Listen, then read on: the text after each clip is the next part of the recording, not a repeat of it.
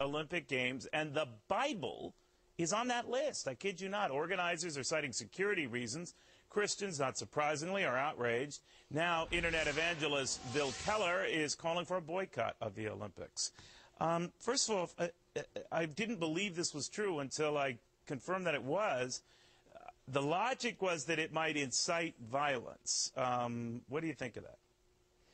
Well, Neil, it's good to be with you again. You know, I've got to tell you something. For a country that was founded on religious freedoms, the State Department really has no choice but to use this as an opportunity to put our very appearance at the Olympics on the table.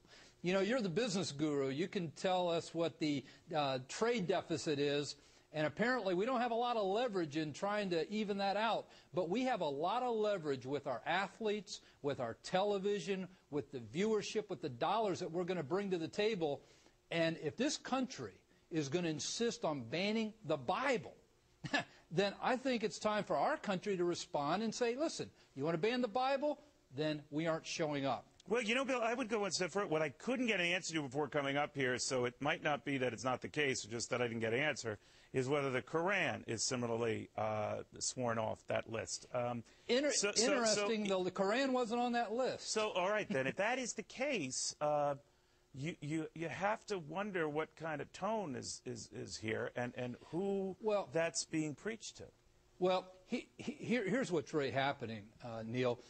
We send out about 2.5 million emails a day to our subscribers around the world. We have worked hard to evangelize via the Internet into China. And the ISPs that allow mail into China are all owned by the government.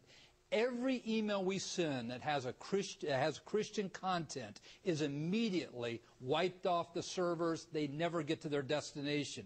So I really believe that this is a slap at Christians, at the Christian faith, at those who believe Jesus Christ is the only way to be saved.